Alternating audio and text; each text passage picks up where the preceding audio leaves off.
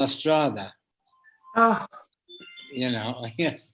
So it broke your heart just remembering it for a moment. yes. Yes.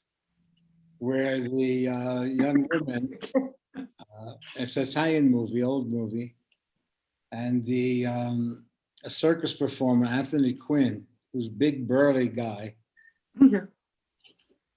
and like that, he's a circus performer, and he buys her from the family, this woman, and takes her as a clown to be part of his act while he goes around and performs in circuses and other places like that. Did you go look at it? And she loves being a clown and performing and doing all this and that, but she's a slave. And the guy doesn't notice her at all, or he's just a big brute of a person. And everything she's doing to be noticed, just a look. From the preoccupation that the guy is in. But then you start to empathize with her. But she also does this remarkable clown act. It's amazing. She's endearing, and she's almost the only human being in the story that everyone abuses. Totally innocent. Yeah. So I was just watching. It was on the Turner broadcasting system there. La, la, la, la, la. Yeah, she hears that music, but then she runs into a guy who happens to be an American guy, but he's playing an Italian guy who's a clown and an acrobat and can do all these things, and he makes fun of her husband all the time. And she falls for him when she hears his playfulness and sees his innocence, and he's a tightrope walker. He's going to eat spaghetti 150 feet up, it says. He has a plate of spaghetti, his own spaghetti where each one. Oh, I forgot that. But he was actually Richard Basehart, an American actor. But she falls for his, and he makes fun of the scene that she's in order to kind of free her. Where the guy wants to kill him and go after him, and he ridicules him in a way, But it was very interesting to see the underpinnings that run through stories, where people are somehow in the story is written. And one is seemingly merely carrying out what is historically written. Now, there are many reasons for this historical continuity. But I say there are moments supposedly of awakening. What they call awakening is that you become aware that you're in it, but you're not of it somehow. Some small thing, some intuition, some finding out, some situation interrupts the status quo of continuity. And so then there is a certain point where you see that the continuity was sort of written into the story.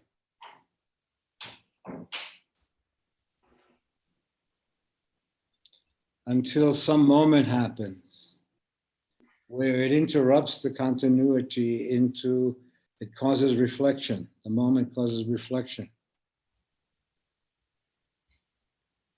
And it seems when you come into the story from a different place, where it's not as dependent on the literal story as it is more dependent on it being true to something in itself. Without it being a truth, but just you see really that there is something about being true to something in yourself. And it doesn't mean this religion, it doesn't mean all this. It's plain as day to you, it seems, that if you're in it because it was based on certain things that you shared that were important to you. And if that shifts, you see then that you enter the story, but then you become aware of your life as an artwork. Not only like literally a movie, but you see that the literal you with the social security number is an aspect of you that there are many yous in the story, but that basically it's coming from a creative place. That you become aware of when what they call failure in the form is actually an introduction to an introspection of what one took for granted. And you see that you become used to your own life to the extent that it's the future that you're running towards. But in the absence of fully what's happening in the present.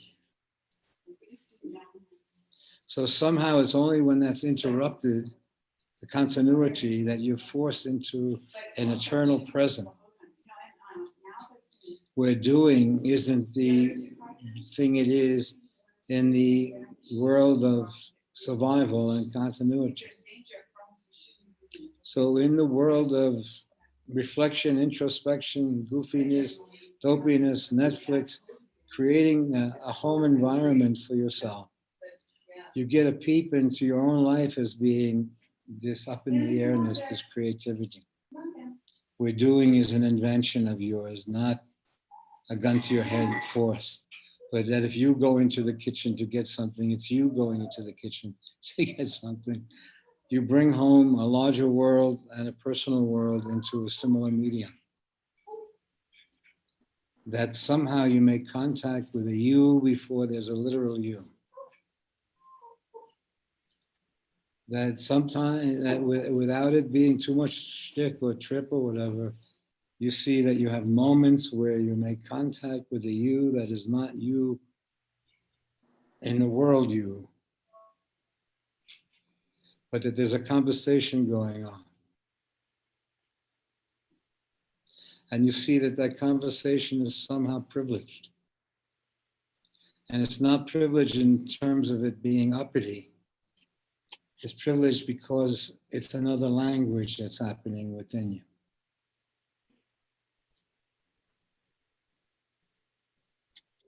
So the factors that provide the continuity and the survival. But once there is an awareness that there's a deeper thing in the literal survival, which is written into the story anyway. The physique must end or shift or transform. But the element that runs through the life seems to be not part, it assumes the identity of the life that it's in for the moment, or the form that it's in. But we see that there is somehow in memory and reflection and interaction and accident, a continued life. But continuity is not the premise of it. It's that a moment's memory or reflection bring home to you how you were really in the story. And then you see that you were acting out in the story, but from the perspective of the past, looking back at it, you see that you were creatively doing this thing. While you were going through the passages of life that were happening anyway. You see, you have a glimpse into the forms that you assumed. But you also understand that the energy that runs through the story assumed the identities that you were. Does that make any sense, Ursha? Yes, it does. That somehow you get a glimpse as if you're looking out from the window at a parade walking past or something, you know, as we used to do in New York when they had the parades. If you had a place where you can look out and see the parade go past from the window, you would have a glimpse. People would see each other or whatever, and it would come alive, something shared. And you see then that the movement that you had, it was shared. And somehow shared was this thing when somehow the forms met each other and became one and split up. And And you see that the social aspect was only a very small fraction of what actually happened. Mm. That the literalization of our experience is only a very small aspect of what actually happened. It has a million memories in it, and reflections and accidents. So you get a glimpse of time in many different factors, not only time as a continuum, but time as places where you can see the story from a different place. By being helpless, but what the literal mind would be calling helpless is in fact respectful of the soul of the story. So the doer, when it sees something deeper than it, because the doer immediately tries to rearrange the story towards doing, but basically it hides from itself that it's a journey.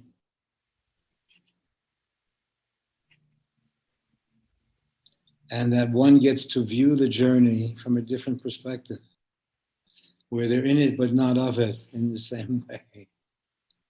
They're of it in the way that one would be related to a film of oneself, or that you stumble upon a painting that resembles something that you went through or something, and you see the other dimensions.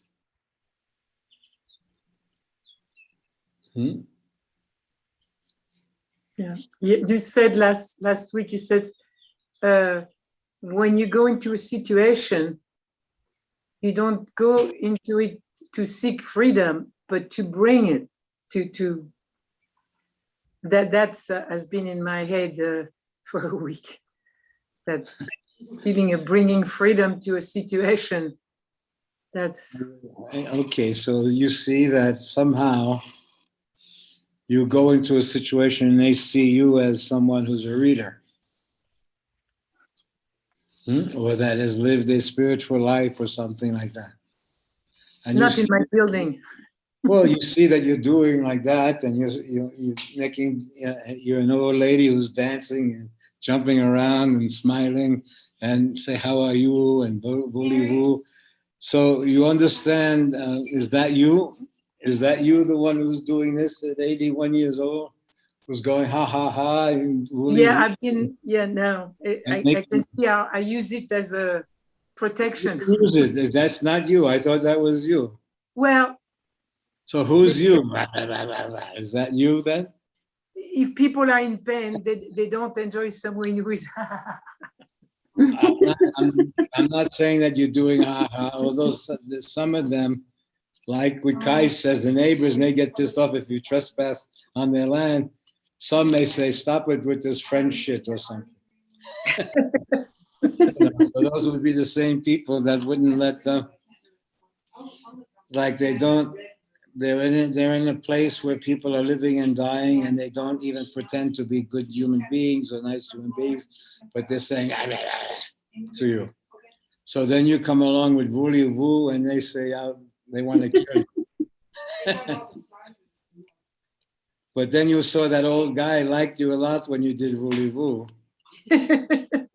So I saw that old guy, so he didn't feel it was bad, voulez-vous. He thought it was very nice. Do you want to be remembered as voulez-vous? I don't think about being remembered much.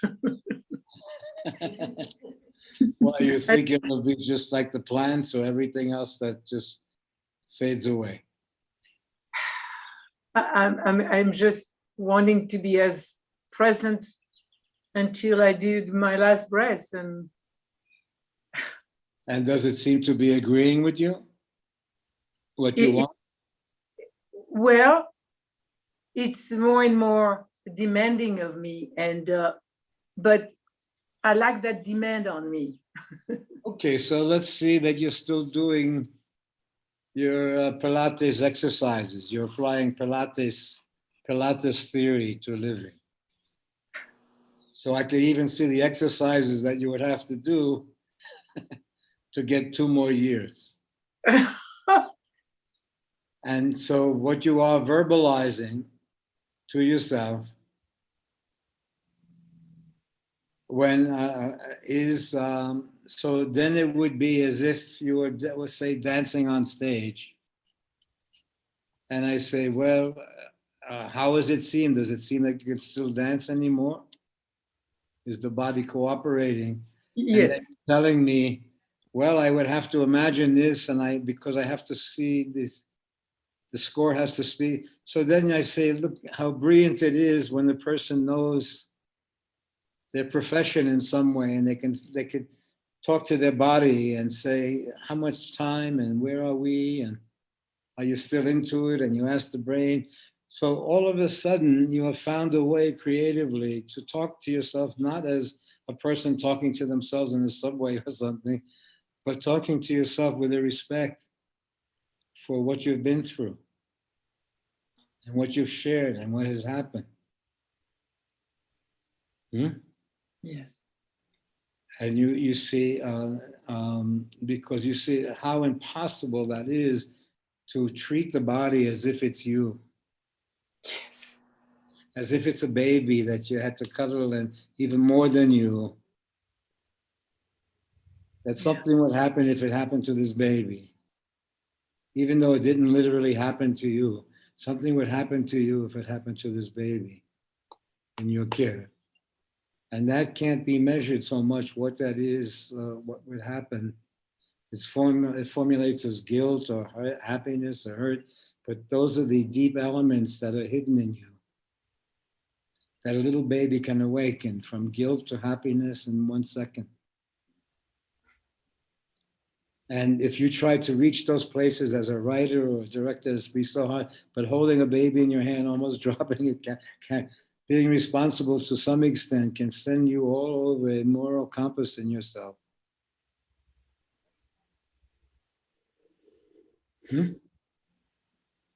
Okay.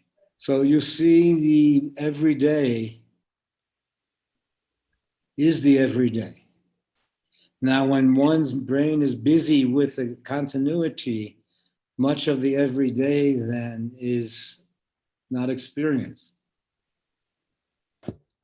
That was explained to me in some of the Bates vision, that when the eye is focused all the time, it starts to lose its peripheral elements. Yeah. And when the person assumes identity as the continuity, they start to lose peripheral connections. That's interesting. And I wonder if people even know that that's happening. When they're forced to concentrate on survival, then they start to lay survival on everything that happens. Consciously or unconsciously, the consciousness is merely the lens of the happening.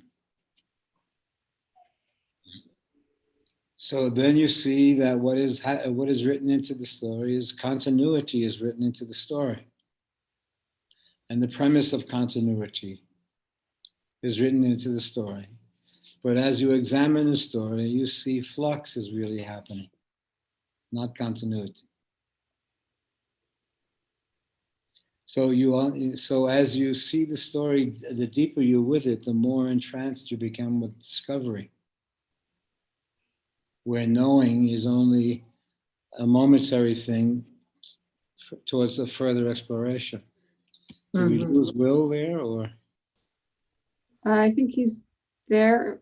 There he is. He's in flux. Yeah. Are you in flux? Well, Yeah.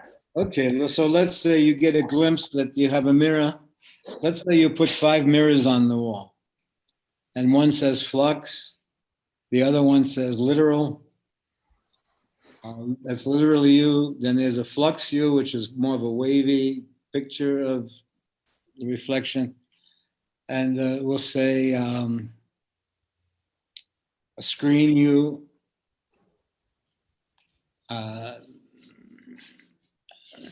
your next door neighbor's view of you as you. And somehow you get up in the morning and you look at all these 5 views of you. And you kind of choose which view to be. If you're going to go outside, what view should you be? Number 1 or number 3? Should it be natural or combed or? So let's see, if you had to write this, the remarkableness and the complexity of it, the finding out why a person would choose one of the many views available to them. And you see that somehow that's a norm of a person, that they're choosing many versions of themselves throughout the day as presentation or not presentation. That there's a constant how to be. Now I had the most remarkable thing here happen. The fellow Segway, who's been taking care of his mother's home while she's there in Mexico. But he also lives in the yurt down on the property, then came to pick up his packages, and he was a big Segway.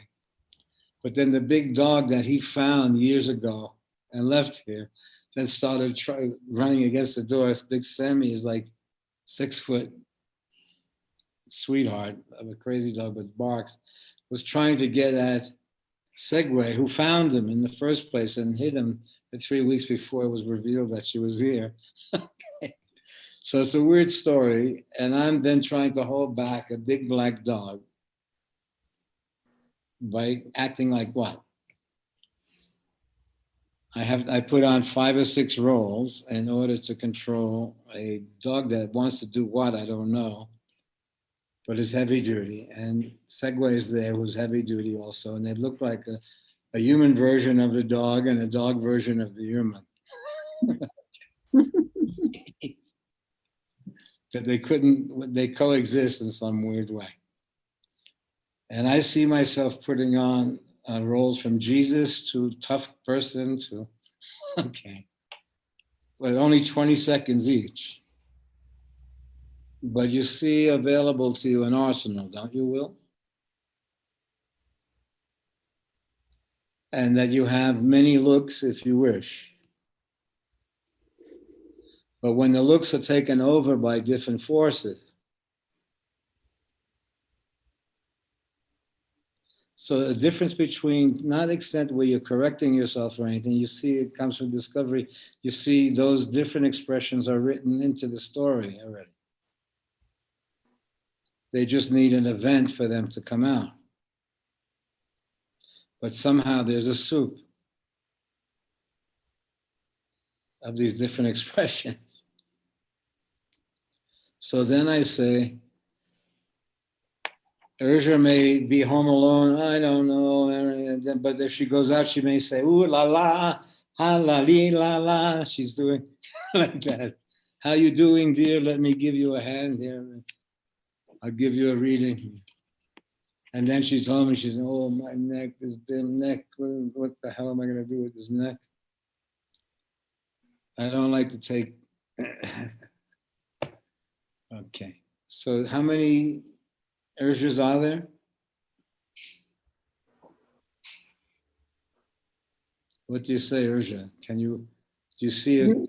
12? You see better than me on my. Do you see 12 urjas available to you? 10? I didn't have 12 version. You can do ooh la la. You can do what? You can do Buddha. Yeah. You can do holy shit. In fact, you can do Buddha and holy shit together. You don't have, this is a different kind of Buddha. You don't have to be ashamed. So you understand that Buddha has a pain in the neck also. So he's being Buddha for the world, but then he goes home to a pain in the neck. So there's nothing in the contract of Buddhism that relieves you from a pain in the neck. Right. There is enough evidence that Buddha had a lot of pains in the neck and in the back and everywhere else. And that Jesus, for him to be on that thing so long, hanging like that, that must have distorted and broken his bones and his whole being. So let's say pain seemed to be the medium that they were in, not specialness or anything like that. So if he could have been still Jesus, as they say, while his body was hanging with nails in it, imagine yourself with nails in your hands and nails in your feet, or like that, what they're talking. and they're making fun of you with the sign above your head, the king, while they're treating you like the least piece of crap possible. And so you're there and you are doing holy person. Do you think you would do okay? I will. You would say, I forgive all of you guys out there. And Sounds pretty tough. Well, That's a heavy role. just be there for a minute with in your hands. Remember, these nails are in your, and they're not even nails. They had like 3,000 years ago. Spikes or something. Yeah. Okay, and so you're there, and everybody, some are laughing, some are crying, some are. The guy puts a sponge in your mouth when you look and ask, "Hey, can I have a drink of water at least?" They put a sponge in your mouth with vinegar. So you see, they're just doing their job.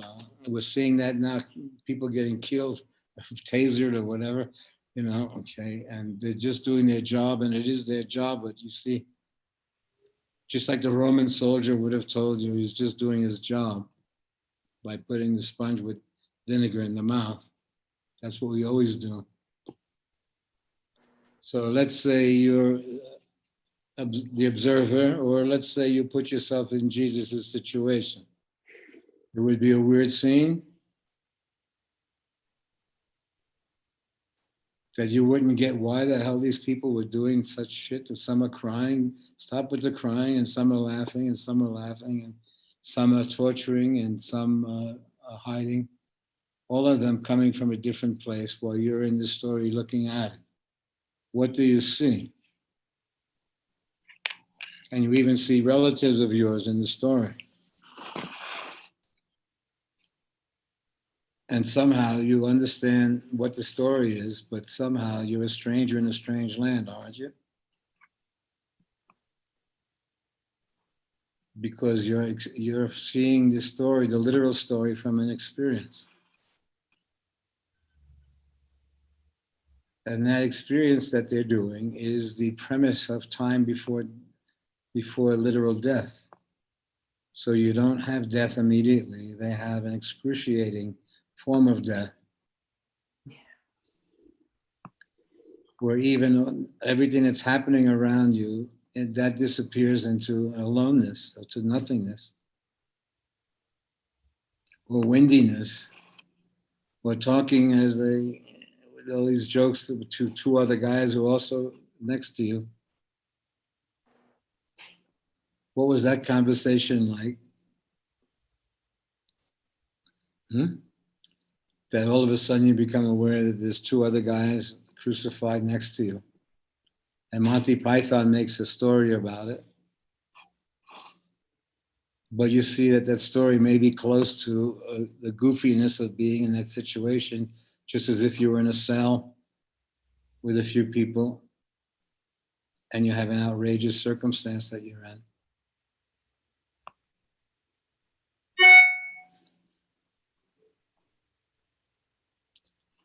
So let's say you get a peep of how it looks from the other side into the story.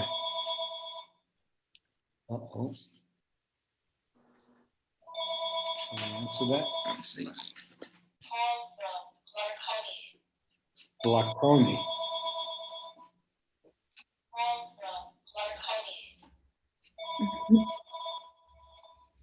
Glaucony. Hello? Hi.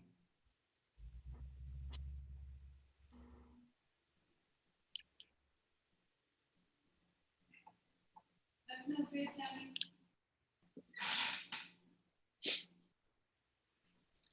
As Social Security is saying that the cops are coming unless I call them immediately. Send me a letter like that. No, it was just, hi, we want to. Really? They said that? Really? Said that this is Social Security. We need Yeah. to inform you that, and You got that too, Arsha? we had that the other day also here from the bank. The bank called and said that there's been usage in Australia of your account, credit card or something like that. Wow. I get those too, the Social Security scam calls. I get multiple a day sometimes. Yeah, Right. and one of Social them Security asked for numbers, Administration. which I gave to them also. You understand? So somehow, but because I Yeah. read about that guy last week, it was in the New York Times that he then started to scam the scammers, Yes. by inventing something that then would end as he was thinking, as they were thinking that they were really scamming him. He was going along with it, and he was slipping into their computers. Oh my gosh. Wow. He was finding out that, so he saw that there were just kids at home sometimes in Bombay making believe Oh, they were in San Jose and this and that, oh, you know, And laughing about the people they are and scamming. laughing about all the people they were screwing. And you could wow. see how divorced they were from it all. They were just getting like 20 rupees an hour for doing it, and Oh, you know, and they were just goofing. The more they can convince the person that they were in San Jose, or they were goofing that they could pretend to be American sounding, and to actualize and to say, "Oh, don't worry, we'll call you back, dear," and that sort of thing. And yeah, that, dear. Anything that starts with dear or dearest is a bit suspicious. it's only your best interest at heart that we're. And so it was pretty. So he said that he became so outraged about how organic this was now, Yeah. that he then went into their lives in such a way where he was taking pictures of them, you know, Wow. doing their scams and this and that, and is still working on it. But they've created a whole alternative universe. What they call alternative, in other words, hidden in the computer is 1,000 or 1,000,000 universes that are an accident away or a button away or a show away, which is a mystery until it's discovered. So even though, like in the geezers of us, where it's just a button away, and yet for 10 years we don't find that button, and then someone just visits and touches that button immediately, you start to see then, okay, a plot unfolding. And then people then will generally confine themselves to their interests. Well, what's really happening is the peripheral energy around their interest.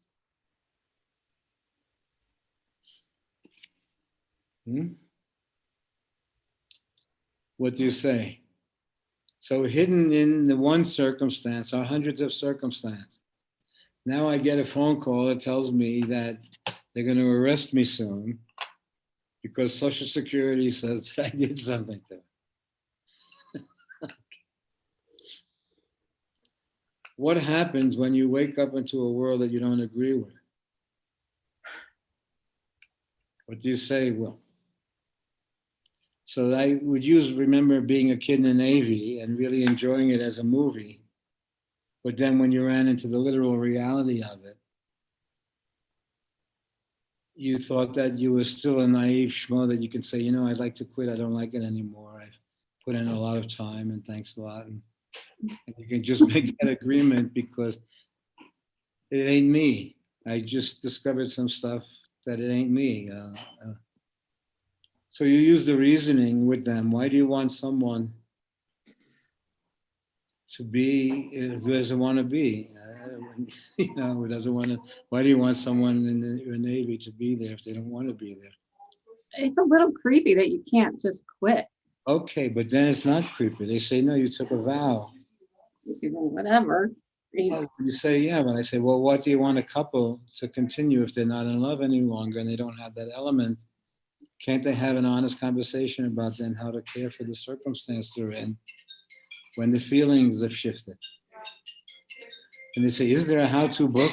And I say, the only how-to book is a kind of one's creative honesty in a circumstance. There's no how to it. It is a creative circumstance. You see then the journey that you're on. And yet you see the hardest thing in your life seems like the simplest thing. If you were writing it for a movie, you would see, okay, we're going to have something so simple. Hey, baby, this is not working anymore. That conversation, what do you feel? What's up there? And they say, what an impossible conversation. You see that people would have to sneak and hide and do this and do that, be discovered or found out. And I say, sure, everyone wants a story with a plot. So someone just walking in the room would see the obvious. But somehow the obvious is not only obvious around literalness, there's something of lag time. When something came out of affection or love, and that then it has its continuity and it's missing the elements that put it together, there's a lag time in its dissolution. And they say, well, why is the person, I say, creatively, you understand that you're working with memory. And that your life is not only you, but that life is that there were interactions that happened that will be remembered. So that interaction is also you in a way. Now, will you feel when you're remembered? Will you feel something if 20 years later the person wishes they didn't say or do or be in a situation and they find a true, I don't know, you may get all of a sudden get a weird phone call or something like that, where you see that there is no past and there is no future, but they're kind of parallel universes that are happening out there. What happens to your literal life when you start to see the creative dimensions that run through it? And they're only a second away, a year away, a month away, a lifetime away. But more and more you perceive that the literal you is only one aspect of your life, and your social security number, they're even messing with that on the phone call. Well, you know, the weirdest thing to, not the soul or the heart or the being or but the social security number is going to be the thing that scares me. Mm. As I'm passing away and I'm about to go and I say, okay, and all of a sudden I get a call from Social Security from Bombay. And I said, my last breath and this mother jumper is still trying to make a buck off of you. Is it a joke, Will? Should we give it all up? That it's just one long joke? Well, when I've got a vested interest, it changes the, the joke-like character of it a little bit.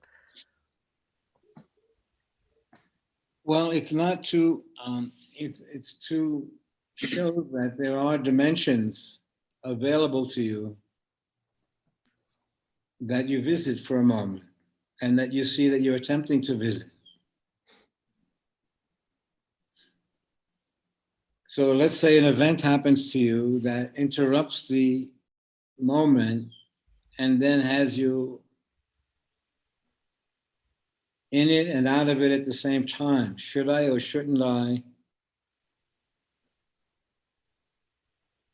Because it doesn't only involve you, then it involves an interaction of weaving together a life in some way. And the weaving of the life can be just walking downstairs and meeting a neighbor accidentally and waving at them. And that becomes a kind of routine and you know each other, but there's no commitment literally other than what is shared in a wave or a friendly expression. There's a humanity that's shared. So there is a hidden commitment in that, but it's not laid out in a grid or a contract. So you see that there's a difference when one is free to interact. And you see out of the crazy quilt of interaction, a relationship start to develop. Just as it would develop in a way with the neighbor, if the neighbor says, you know, I just had a heart attack and starts telling you his story, or where you feel for what, so when you see him, then you know also what's happening to him in a way. So you see that the stories are shared that way. But you also see when the story shared touches you, that you share something special with the person. And it's normal. So when the person's name comes up, you also see what you share. And you also see without that sharedness, the person is literally a number.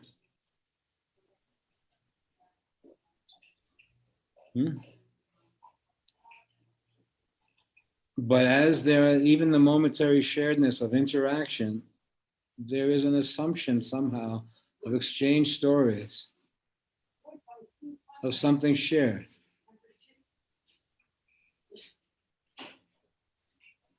And seeing that person is also what you've shared with them. Immediately it is there. As if time hasn't happened. And you could see breakups in one time past, or whatever. If you met the person again, the breakup that happened 20 years earlier, or 10 years earlier, or over this or that, is that time didn't happen. Of course, time did happen. But you see where time is seemingly frozen in circumstance, in a grid.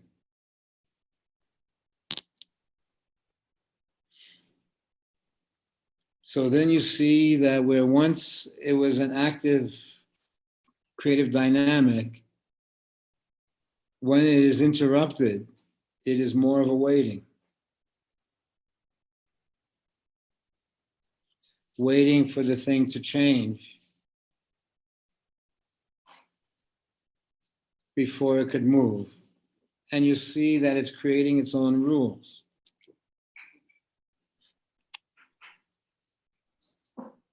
Without them being rules, we come to assume them as being our social realities. So then, originally, if you go out there, you may have to do ooh la la.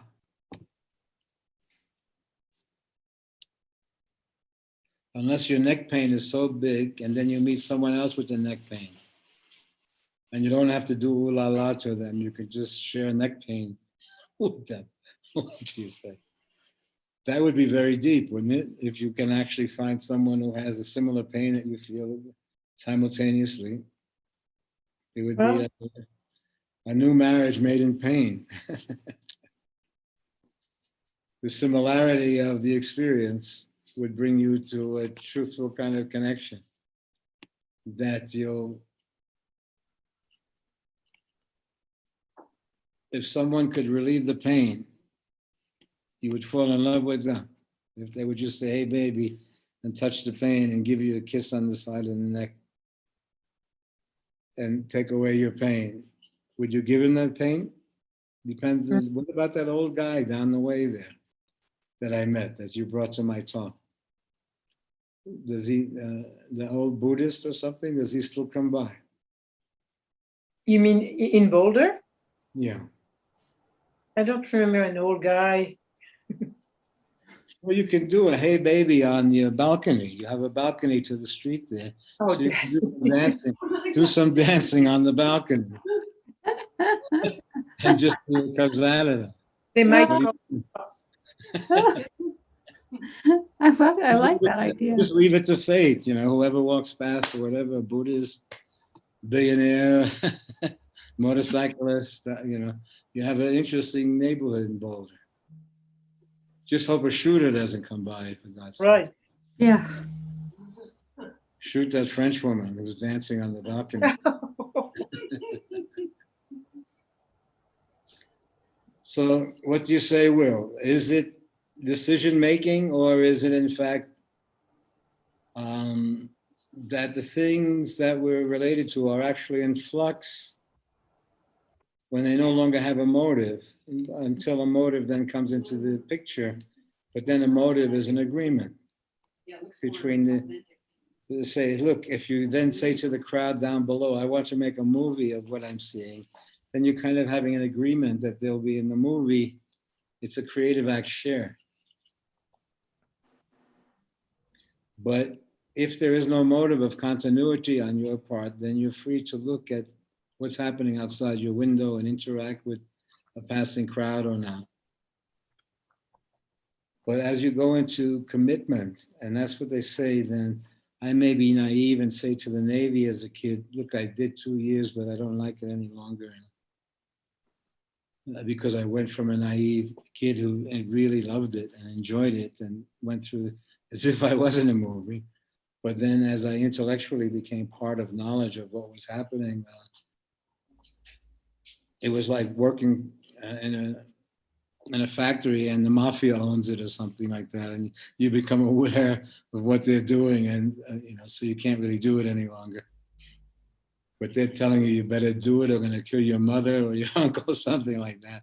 So you say you took a vow. I said, I took a vow. Yeah, that's right. I took a vow. What a schmuck I am. Okay. What kind of a vow do Because you take? the vow says that you're going to do this for, with all the trumpets and the bands playing and flags going. But when you get into the gritty of it, you see real usage and manipulation and the cheesiness of it all. Yeah. It's a kind of, so at one point, it's like a mafia kind of scene where you got to shoot your kid or something like that in order, so you see the moral quandary that you will affect your life forever.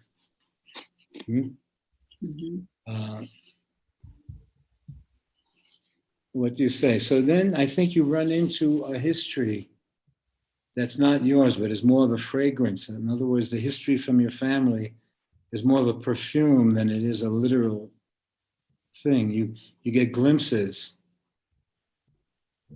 of the story not only being you, but that you is in fact a thread through time and through the children and through this, and you're weaving not only out of motive, but weaving creatively shared moments, and the shared moments are memories. And so there will be literal moments that happen to the person that throw them back 50 years and 40 years or 10 minutes or whatever. And so you see all of the attempts by religion to organize what is happening to a life. And how they, we watched that dumb series, a Stissel, about I finished it. the Jews there. But you see how they're always trying to reason what God wants, and that's why I say when they say, like, they say, but the guy is a creep, and they say, hey, give the poor man a break. He must be so lonely, and he's, and they say, well, what's the purpose? And they say the purpose is to have 8 kids. So you know what you have to do with these people for them to have 8 kids? And how that you have to keep on making them make love to each other. So do you know how much the person has to imagine that he's with someone else for him to make 8 kids? And do you know what she has to go through? He says, okay, stop it with the 2 kids already. Okay. So then they're saying what God wants you. They make it like God wants you to have 8 kids. So then you say, okay, give me that script and I can write the script of what's going to happen to these people.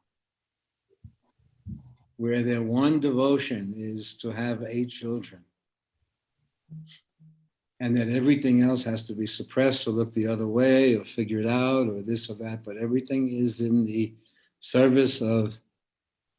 So then they explain that to me, that when I'm looking for a philosophical answer for the reason for something, they say, give the poor schmuck a break. He has to make 8 kids. She has to make 8 kids. So do you understand what's really happening? So it's not that he didn't look at her or she didn't say this or that is happening. So they kind of organize where, like any idea that you're free people. And they say, well, shouldn't the 8 kids come out of the choice of the people that are in it, rather than that is laid on them beforehand? They say, that's why you have arranged marriages, and that's why you have it organized this way, because you take the temperature of them to see if they fit, and they're going to carry this out. So you see them once you walk into there was a thing maybe of beauty in its naivete that they've created a whole community organized this way. And you see that the Mormons and other forms like this, they have created communities like that that explain away logically. Oh, sure, you have 5 wives, so this way on Tuesday you can see someone, Wednesday, and they say, and you know how they kind of fit into how people supposedly really work according to them. But then you also start to see that there's inner workings also, that as the circumstance becomes law or rules,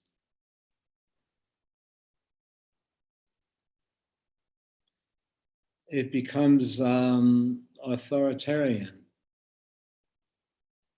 as it literalizes. And so then you would also instinctively feel not to be part of it any longer once you were aware of something that you were in, that somehow there's a different calling.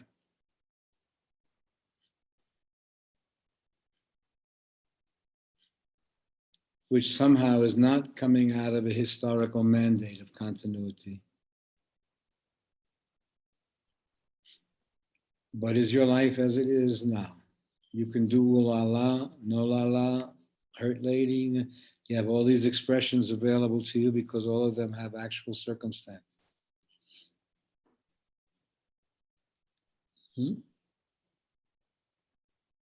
Is anyone else on that we can't see, or? I still have not seen how any of these look. I know. Well, yes, people can, they can chat and comment. So we have Magic Sufi and Jonathan Holman just said hi.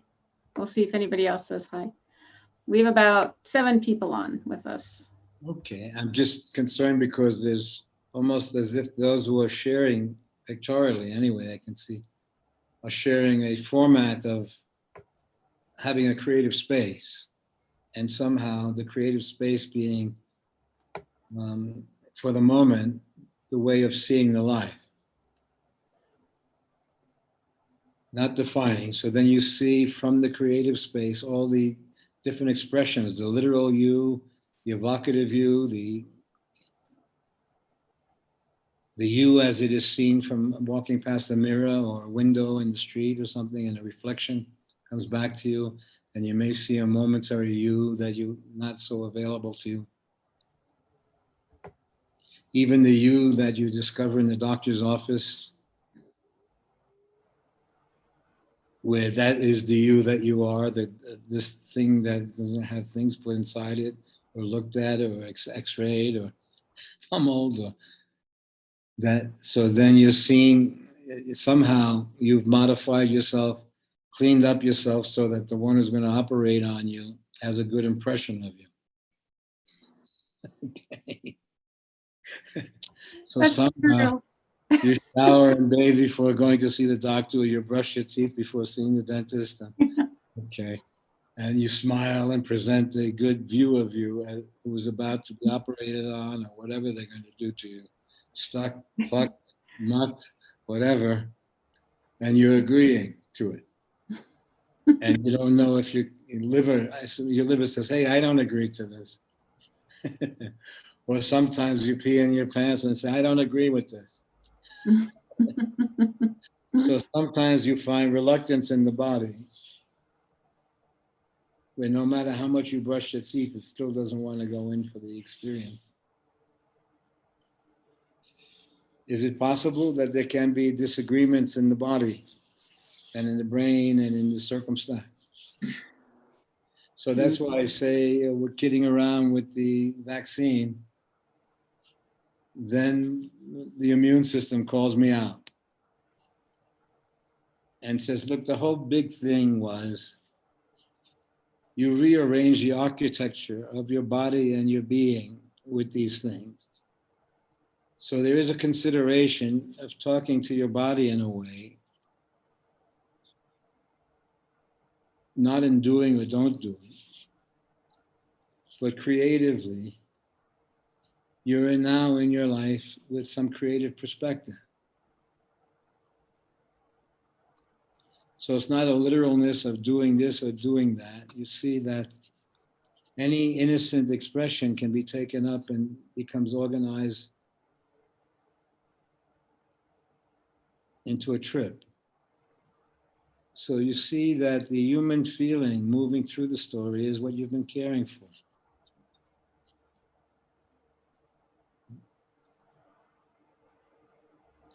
And so you come into the theater of experiences where doing and not doing are aspects of seeing. Not a stance that the literal self takes. And I say, why? Because the literal self comes from information of one sort or another, where the creative self is coming more, it can utilize elements of intuition, where intuition is a different force when it's not suppressed. When intuition is suppressed, it usually comes in accidentally in a circumstance. But you also see when, in fact, there is some level of consciousness, intuition is a tool one may use. But when you have intuition awakened creatively, then you see the scam that you're in and how dehumanizing it is. So somehow, just by awakening to the expressions that you have, you will see where you can turn on hope when needed. But then you see where there are people who sell hope and they sell these things. And as they literalize them for sale, they take away the experience of innocence. And innocence is not being dumbness, but innocence is meaning that you understand that profit making is not dehumanizes to some degree when one is pursuit of it. So somehow it has to come into the picture naturally. And that's not laid out, but it is laid out when it's cheesy. Yeah. So let's say the deeper you are in relationship to the energy, the more you have a smell for cheese. And you see to what degree, if someone says, hey baby, you want to have dinner or something, you say, I don't know. You may, but if someone, you better have dinner with me, say, screw you. So let's say we dumb down, but we awaken a creative sense that you have. If it's too rude or too dumb that speaks to you that way, it really doesn't exist. So you see then that somehow in the expressions that you'll make, similar elements of relationship exist. That there somehow have to be a feeling for the expression before the habit pattern takes over. So you'd like make a buck to come out of the feeling. Two lovers make a buck. You understand? But the purpose of, so one of the aspects for it is in the make a buck, it freed you from the literal story of surviving so that you can experience a bit deeper your artwork of the life. And then you discover other dimensions. So the premise, the illusion was that there was a dream of wealth, but the premise of wealth was work. But what we're finding out is that somehow someone hears your song or he sees this or sees that, and that it then is a creative medium that you're in. Even in your building to some degree, Urja, you see that everyone kind of has an understanding that the premise of their living and dying is a very important factor in their living in that community. And it's also measured by the structure that owns the community and all the businesses around it. But it's a fact also that the people who are there, the time is, they're given some sort of gracious time where they're free from the happenings of the world to some degree. Yeah. They've created their environment. So to some degree, there's an inherent interaction of the people there and the stories. then things may happen within that framework where there are reactions. People don't speak to you. Some are in love with each other. Some hate each other. Some have a story. There's a track. You see, then it creates a story for that period. And that story becomes a structural reality.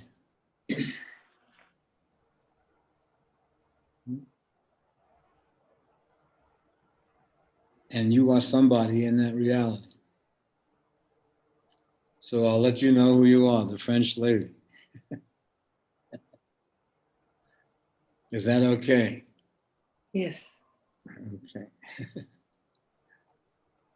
How are you seeing Derek? I suspect lots of different ways. Yeah. Some great, some not so great. So let's say that's in flux. That there are 1,000 versions of you. Hmm? Yeah. And that all of them being reflections of you, coming from different places and different experiences. Feels like they've become things I tend to now, as opposed to are subject to. You know? Well, you can see moments and possibly relationships where there was a surrender of identity, where the relationship then became the identity. And some elements of that still happened, where my family is my identity, I am my identity, my social security number is my identity. And you see, but then you see that there are identities that you have different elements in your body, even in relationship to these different identities. All of them being aspects of you, but none of them being you literally.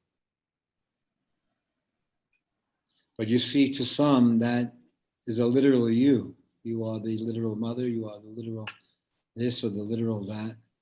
But you see that it's hidden in plain sight are the yous that exist. A lot of times sometimes it seems like there's, hey, wait, that's not me. Why, there's kind of that. An unfavorable you comes by. Yeah, or maybe a projected you that, that's like, wait, how are you getting that out of me? And so then I have to reflect on that and, so tending to, I guess. It is a bit further here. So what do you make of it? So then can you see that there are a million yous in relationship? Mm-hmm. And then each of them have their own pool of time that in absence or in loss, then somehow you experience dimensions or experiences of the other, and not as the other, but as part of your experiential wardrobe or experience. So they're no longer them. They're somehow them and you. It looks like memory. It'll come unexpected, expected. In fact, sometimes it's more liable to come into your memory through accident than if you try to bring it up.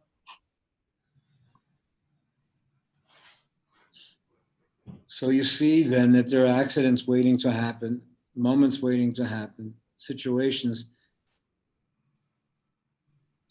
where you are in a creative milieu. You may watch something on the screen and all of a sudden it takes you into a memory of your own circumstance or situation. And you experience in the moment multidimensional you. And you see that choice is coming from a different place than the literal you choosing. But that there is creative yous that are choosing and interacting with time and space and life. And you see that there is some kind of conversation that goes on with the organs in the body, it's not distinguishing, that there is an agreement.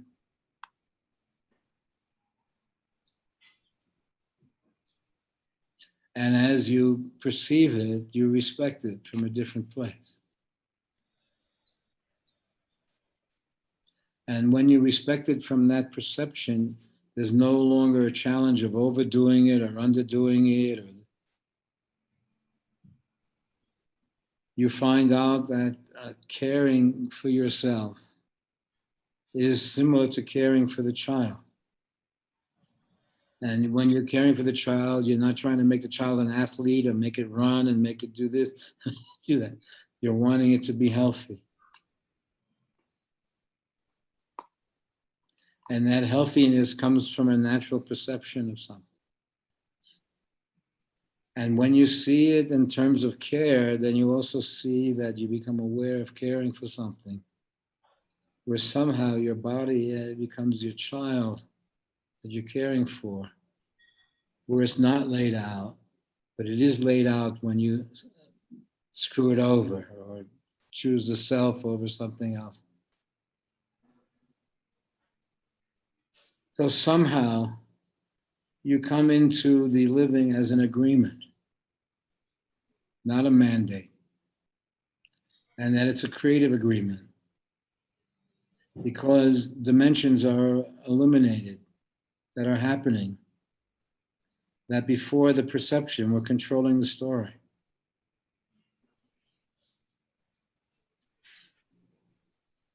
After the perception, there's a degree of entering into the story from a different place, where it's not karmically overridden, but there's more of a dharmic time coming from it. You see that at the same time that you have a history, you have a mystery that is discovered accidentally, that has been parallel with you all along. When one discovers the coincidental mystery with one's history, time changes. Then you see a creative time, a literal time. All of these are factors. So it's almost like watching a movie. In 2 hours and 15 minutes, you can show 100 years. And the remarkableness of that is normalized. And the remarkableness of being able to reflect or accidentally see something that happened 30 years ago as if it's there and you see it from a perspective that was hidden in plain sight because you're no longer active. And so the premise of you is no longer maintaining a continuity of self, but you get a glimpse of the story from another place. And the other place can be simply a camera that happened to be there, that was watching what was happening. And you see the dimensions of your existence.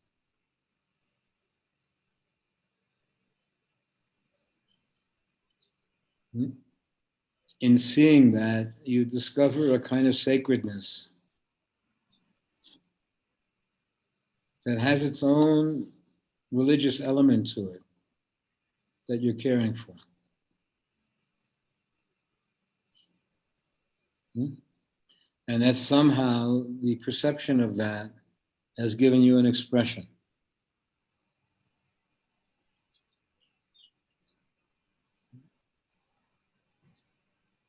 You want the job version? What do you say? How are you feeling? Let me look at you a bit. You're feeling? Yeah, this morning I went up a mountain. I haven't done that in years, and I did it very slowly, but it's very steep, and it was an amazing experience. It felt really good. What do you say, Kai? How are you doing? I'm doing well. So let's say you're doing Kai. What would you see it? Let's say flying out of it for a moment and then reflecting on the life. You see yourself somehow as caring for people by your presence. Mm-hmm. And that presence has been your expression.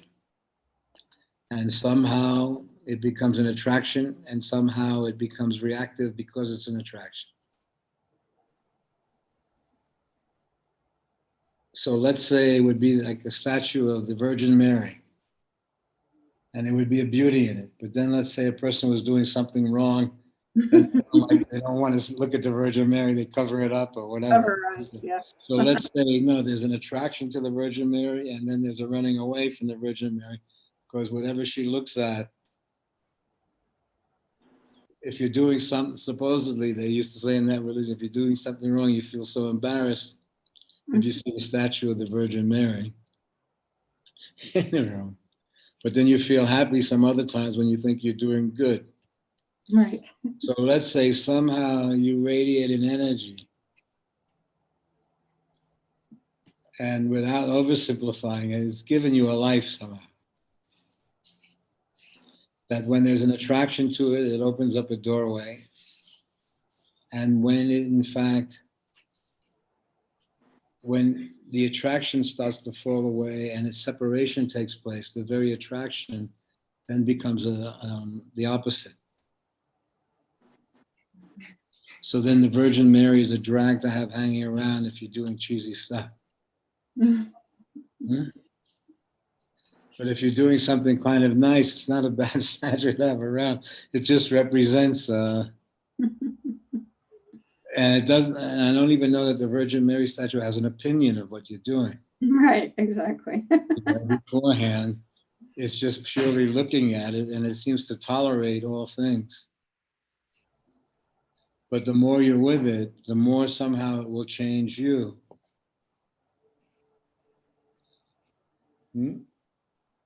But let's say, is that a good analogy? That somehow one finds themselves kind of purely in the world. And it's not to say that their brain hasn't schemed or juggled or figured out what to do and how to survive. But that in retrospect, you see that there was something in you that created an attraction. That the same thing that can create an attraction can create a reaction in time. And that supposedly the idea of a bindu point on the forehead in marriage was the marriage and the divorce being in the one dot, but you added time and space to it. They premised love and hate had those elements also, like an accordion. You opened it up and you had the whole experience. And that somehow one intuited that there was a whole experience in the experience. And that experience was a reflection of being born and dying, was the accordions open up. The marriage and the divorce were inherently, the life and the death were inherently in the form. And so there was an experience inherently once it took shape. And that the person in the thing that was taking shape was always trying to figure out what was happening to them. Yeah. So they would reference this or that, they speak to the stars and get glimpses of a larger life that was happening. But still never be able to have a final say because it was their life while it wasn't their life. So when you looked at a galaxy and then you saw different worlds, you saw that each different world was individually itself, but at the same time, it was part of a sphere of happening.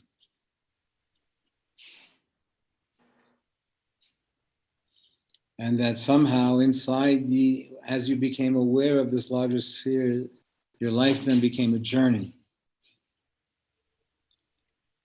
And that's what I think the creative life originally was, or the life of the artist, that their relationship to space and time, to place, to circumstance was not literal, but evocative. And once you had creative time in your life, then you see that you move through different aspects of your existence. But as you explore the life creatively, your life was experiential. So at the same time you were experiencing actual fears or hurts or hopes or dreams or schemes, you were experiencing it all as being alive in the situation, that all of these things, to experience loss, to experience finding, to experience hope, all of these elements, the fear that comes as the form is dissolving or shifting, is another radar system of the psyche, the creative being.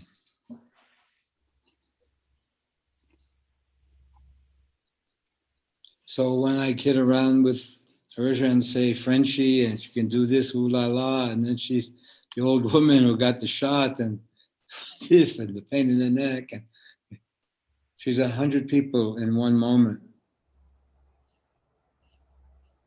And those different people are revealed in relationship to different folks. Somewhere you then have the appearance of there being a literal you, an accidental conversation on the park bench when there's an evocative you shared, a perspective that you must have of continuity of you as a literal person who's dependent. And so where the discovery of you is an accident, an absence, or something else that happened. But for you to share, we'll say, with the children in the moment, a creative you while there's a literal you, where the you that is present, I could not imagine, where you somehow are a creative presence with the children while you're literally there as a mommy.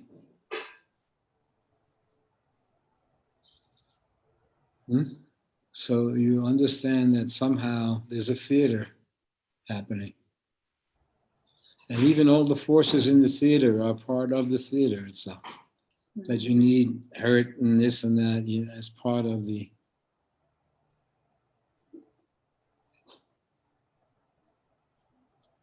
But you also see that life is missing a hey baby.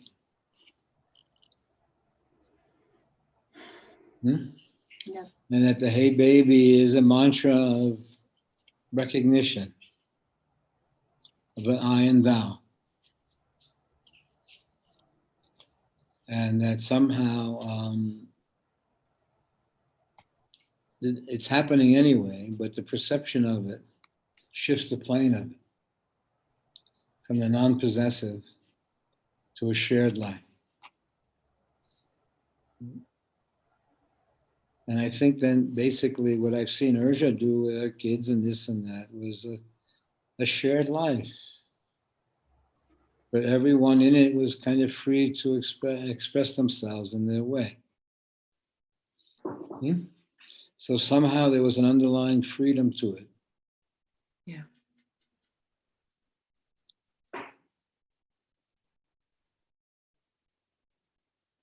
And somehow you work with the broken heart. Somehow the broken heart over nothing, over what was kind of written into the story. Anyone could have told you what was going to happen, but somehow it had to happen as if it was a unique experience. But the broken heart is not a possessive. And it's not a fault or a flaw or anything like that. It seems to be that the system itself is built that the energy is hiding somewhere where the mind won't go. So you see it resist the broken heart by logic. Mm-hmm. So then I say to Will, you let that old geezer go without an honest conversation? Yeah, he wouldn't You allow. say that all the time there, and you know how heavy a duty it must have been to look after your lady. What he must have been going through himself to put you. Okay, so I say in retrospect, as a goof, You see in retrospect how an honest conversation or a happy, even a simple touch point where you saw each other's lives is so, in retrospect, how could it be missing that conversation? And at the same time, you see how impossible it was. That somehow you have to miss it. That missing it is the intelligence. Not having had the conversation, but missing having had the conversation is something that awakens in you, that missing awakens. And when missing awakens, another dimension of existence awakens. Like that. You see that much of the life is based on avoidance towards the continuity. So we can say in retrospect that it's missing this, but you see that in order to survive, it had to avoid that.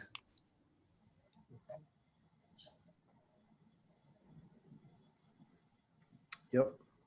So you see then your presence would have brought into a situation, if you were going through changes yourself, you would have brought a kind of honesty into the situation which was being resisted. Yep. So you see then that things come out of need, that most structures are coming out of needs. Psychic needs, scares, hurts, but a kind of historical continuity. So when you bring into the circumstance the compromise that's being made by your presence, you see then that there will be a fight with you.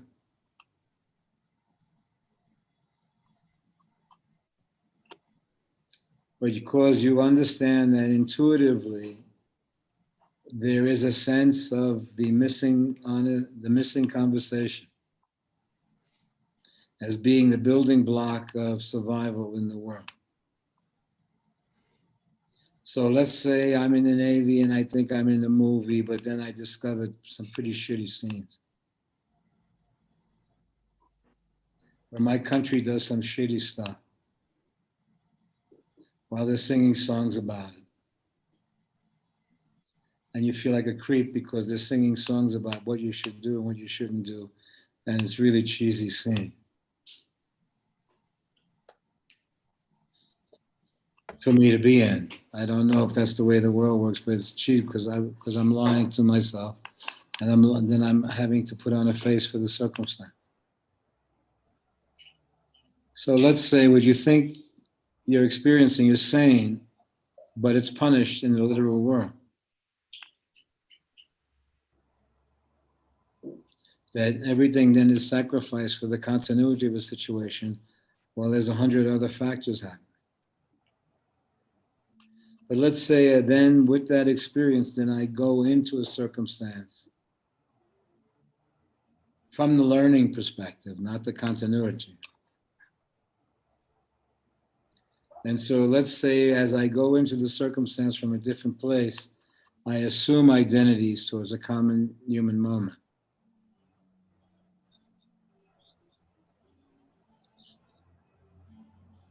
So you understood then the acting sense of assuming a role means that you're coming from some clarity in your own circumstance, not perfection, but that somehow in the assumption of the role there's almost a sacred act. Because you have access to a deeper happening in the art of assuming a role of another that's hidden from the person. So somehow there's a learning of that the dimensions of life that are hidden from you while you're living them. But that you can assume those dimensions when you're acting. But as you're acting it, you start to see dimensions where it is no longer activated by its history. But that life also has a mystery element that runs through the story. And the mystery has, one aspect of the mystery is that there is a literal history, but another dimension of the mystery is that relationship exists in memory. and an absence, and that somehow memory brings presence. That Yeah. there's somehow something, an evocative memory that has different levels of manifestation, depending on the depth of the memory. So then you slip into a creative zone where a memory may bring an action.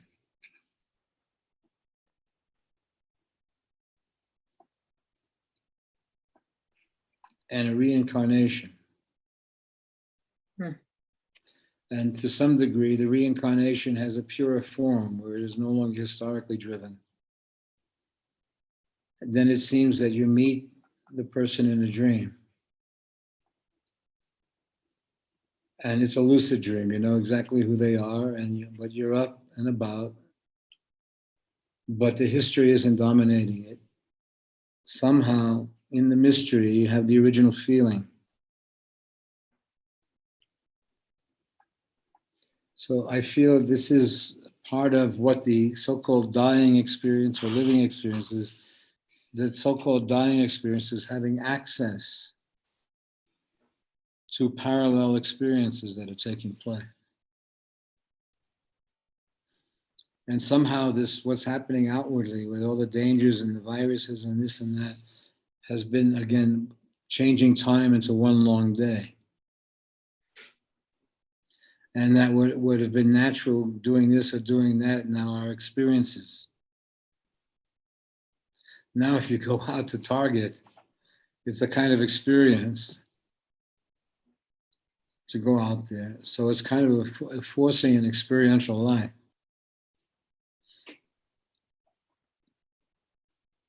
Which the experiential life doesn't have to have the motive as much as this is what is. There's a moment of what is where somehow you are a participant in it. And when there are no factors demanding this and demanding that of you, and your day is a kind of invention.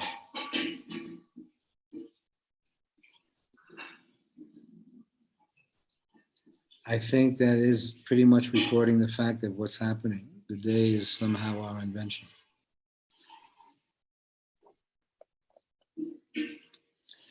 How are you, Will? You mentioned to me that your stepfather passed away? Yeah. Yeah, the other day. Mm-hmm. Yeah, Monday he passed away. And I got my COVID test back. I don't have that, so I'll be back at work tomorrow and stuff. And that's caretaking. Caregiving, yeah. Caregiving. Yeah. What is caretaking then? I think caretaking is like a property, like you're sort of like. Well, someone is taking care of the property. It's like, they do gardening and a bunch of different things on a property, and the caregiver is more, in my experience, it's like with a person. So how do you come to be qualified for that? I don't know, because I'm not. The literal job. I was in the right place at the right time, and I was between things, and I ended up having, because I only have one client that I go see, 5 days a week. So that just sort of locked into place. And it's so you kind of offer a friendship.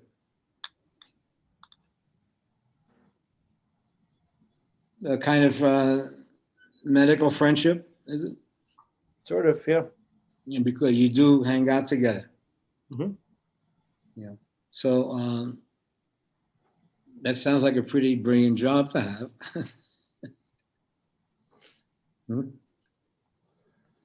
Yeah, it's pretty easy going. Just takes a lot of time. No, I'm sure that's there's something very. It could go many ways, you know what I mean, as it literalizes into a situation, but as it becomes a kind of friendly, where you start to see things that are hidden in plain sight. Then the caretaker, it's an interesting challenge. Are you doing okay with it? Yeah, I'm finding that I want to do something else. I want to make more of a creative contribution to people, and so I'm working on putting together something else, but sort of on the side. So I have to squeeze whatever I'm doing there in after work. Um, Well, the Not- challenge in caretaking and caregiving is that they can pick up when you're preoccupied with some other issue.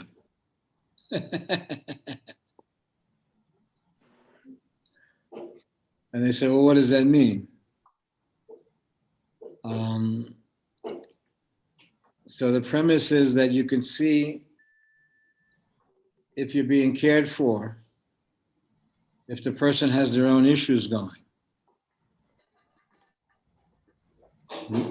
Okay. It's a very remarkable thing. I still would see it from theater, that that it'll shift, that it has its own grids, it's a creative form. In fact, I could even see it becoming a TV show. Can you believe that this guy is now going to care for some old geezer somewhere? Can you see the arguments they're going to have? Can you see the kiddings around they're going to have? Can you see, okay, what show would you, if there's a show that exists, what show would it be? Will the caretaker or caretaking, or what do you think?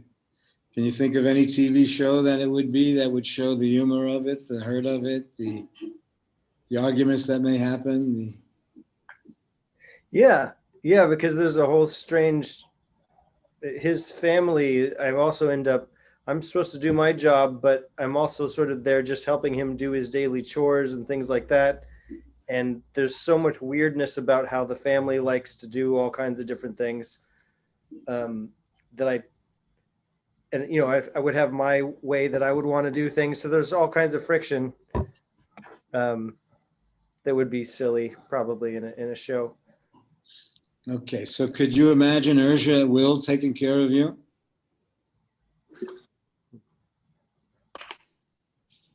What do you think, Urja?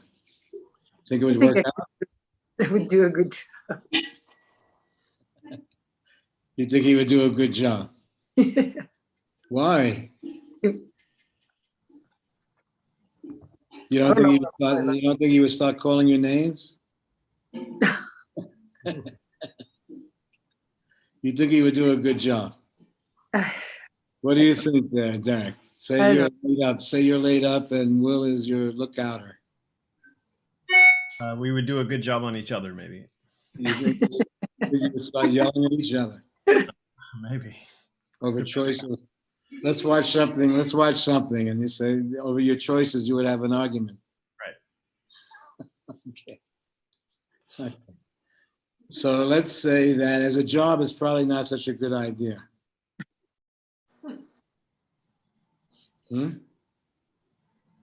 That still somehow there needs to be an invitation.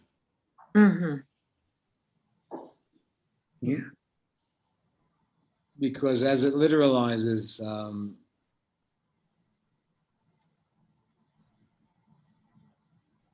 it's, let's say as you're going into situations, there's reasons why you are a caregiver.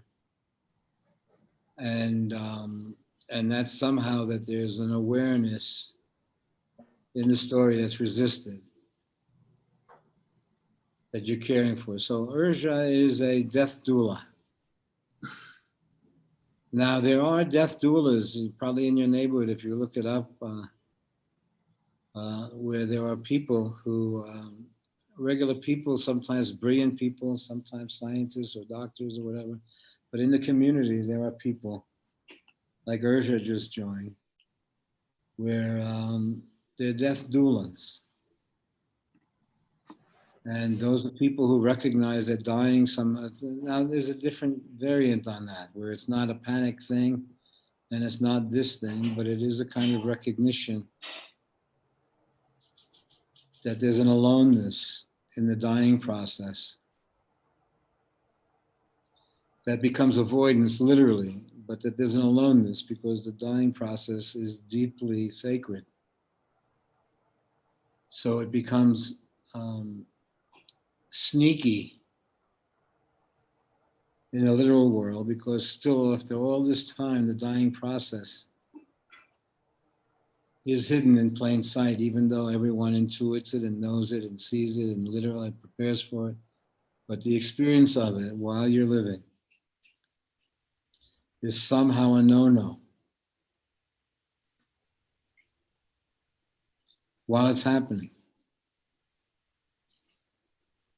And I say, then the doula is one who's had a perception, supposedly, that sees that it's happening in everything, in the person's life, in the body, in the forms, even in the table, is a dying process happening. And in time and in history, you see a dying process while it's living. So you see the history,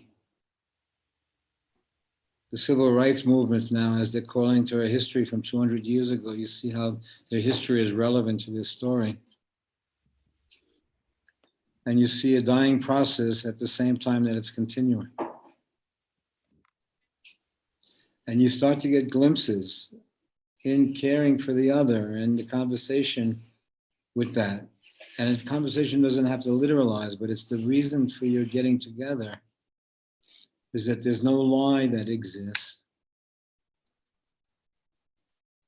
naturally, that it's a shared experience. So I think the death doula is not a literal job that one has, but one who's kind of having something of a conscious life that they're sharing. So when they meet from that consciousness, meaning that they understand somehow instinctively that they're assuming identities.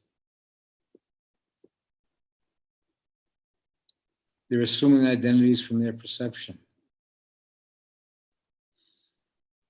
And so they can do ooh la la when it's oriented, when it's this and that, but to a friend, they can be.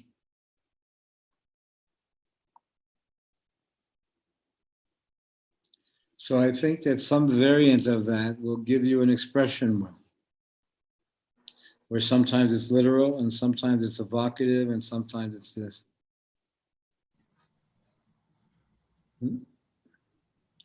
But that caring for something will be a kind of one's life expression. Now it may literalize where you're caring for something, but generally I would say that one is caring for a quality of their existence. As they perceive it, then there's something human that awakens. And so when the human awakens in that way, then there is, you can't be forced to be inhuman. Meaning to go along with something that is contrary to the human. And that's not laid out, but it is experiential when you run into it. When you see the underlying principles that run through the story of life, by experiencing them purely, then I think the life comes from a different place that they're trying to achieve through training and this and that. Still has to come from a natural perception.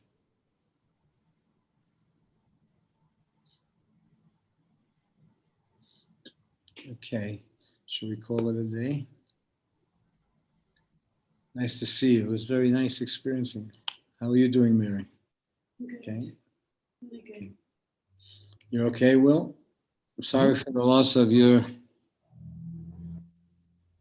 well, how would you call him? Stepfather. Stepfather. Okay. Sorry for your loss. Take care of yourself. I'll see all of you maybe on Sunday. Okay, take care then. Oh, Kai's trying to say something, but she's muted. Oh, who was that? I just said you have some nice comments. From who? On YouTube? Yeah, on YouTube. Magic Sufi said, some people drink from the fountain of knowledge, other people just gurgle. Mary Lena said, I have no words to describe how grateful I am to listen to this wisdom. And Britt is here and Sophia is here. Sophia's been here every week. So yeah, a lot of nice people joining us. Okay, let's see how things go. You're okay with it, Akai? Oh yes, I love it.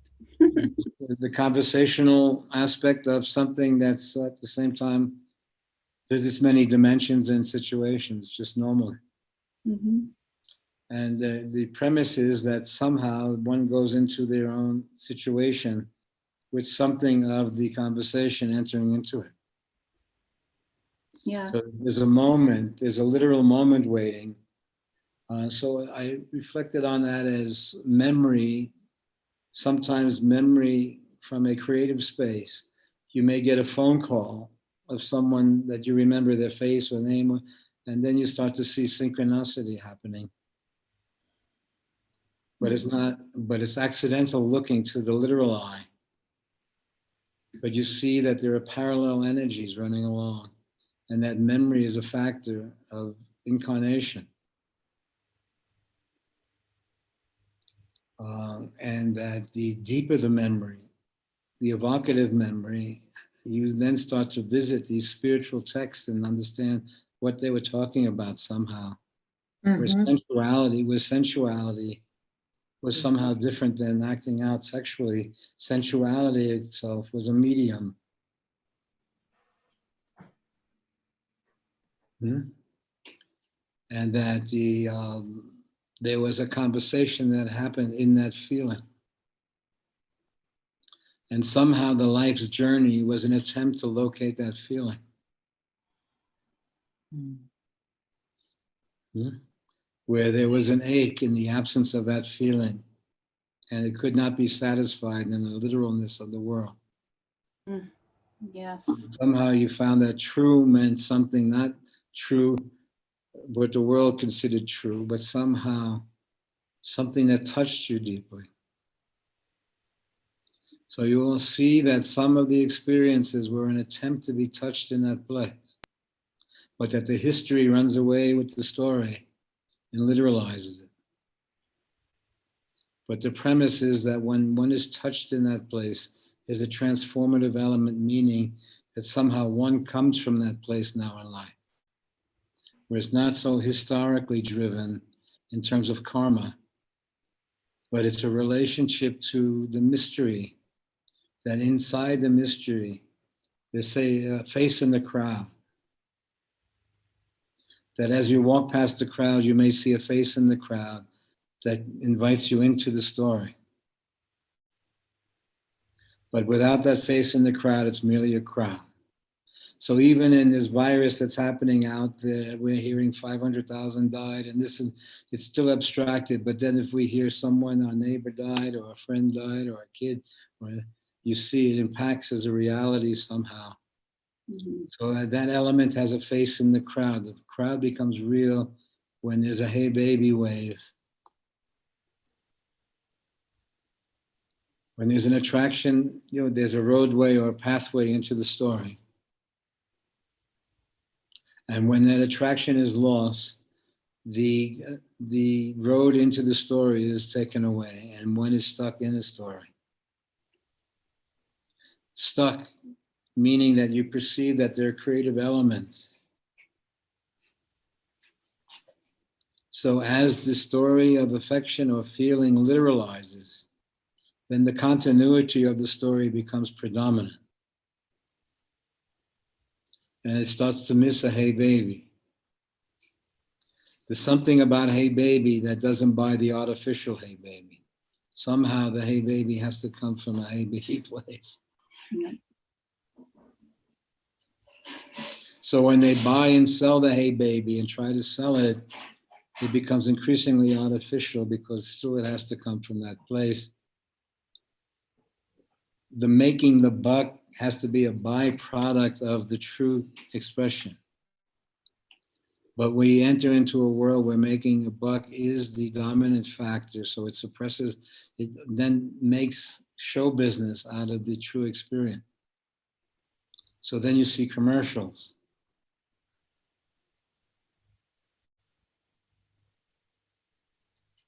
So somehow with the deeper perception of it, the life becomes a creative act itself. And so it's kind of then becomes more based on a truth that is not laid out as literal truth, but as a kind of creative truth. You know that if you oversell the circumstance, you lose contact with its essence. Yeah.